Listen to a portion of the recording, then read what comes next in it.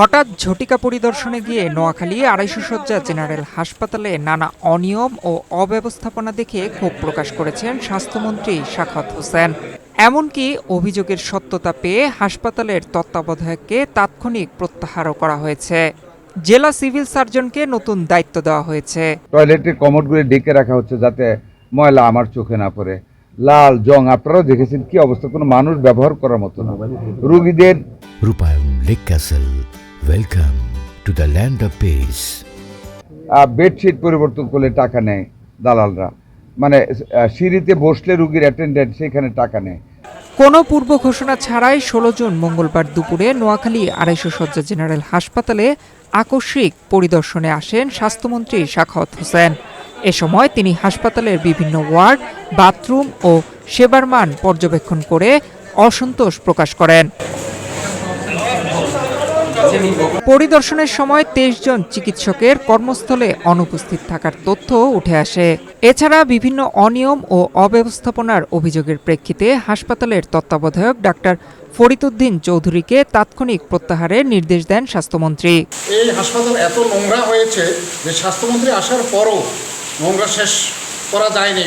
এই হাসপাতালটা দীর্ঘদিন পর্যন্ত এভাবে নোংরার মধ্যেই অবস্থান করছে। স্বাস্থ্যমন্ত্রী আসার পরেও এবং স্বাস্থ্যমন্ত্রী হসপিটালের এই অব্যবস্থাপনা দেখে নোয়াখালী সদর হসপিটালের তত্ত্বাবধায়ককে তাৎক্ষণিক ক্লোজ করেছে। রোগীদের পাশে এসে এবং নোয়াখালীতে সরজমিনে এসে যে অনিয়ম দেখেছে এবং বর্তমান সরকার তথা স্বাস্থ্যমন্ত্রী যে সাহসিকতার পরিচয় দিয়েছে, আমরা মনে করি আগামী দিনে যদি চিকিৎসা সেবা এভাবে হয়, মানুষের চিকিৎসা সেবা মানুষের কাছে পৌঁছে দেওয়া হয়, আমরা স্বাস্থ্যমন্ত্রীকে ধন্যবাদ জানাই। এ সময় হাসপাতালের তত্ত্বাবধায়ককে ঘিরে একটি দালাল চক্র হাসপাতালের সামনে পরিবেশ অস্থিতিশীল করার চেষ্টা করলে আইনশৃঙ্খলা বাহিনী পরিস্থিতি নিয়ন্ত্রণে আনে।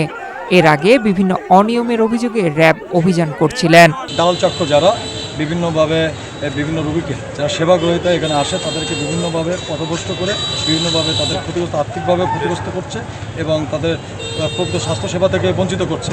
তো এই তথ্যের ভিত্তিতে আমরা আমাদের নজরদারি বৃদ্ধি করি। নতুন তত্ত্বাবধায়ক নিয়োগ না হওয়া পর্যন্ত দায়িত্ব পালন করবেন নোয়াখালীর civil surgeon doctor Anwar Hossain. অব্যবস্থাপনাগুলি দেখলাম, এর দায় তত্ত্বাবধায়ক এড়াতে পারে না।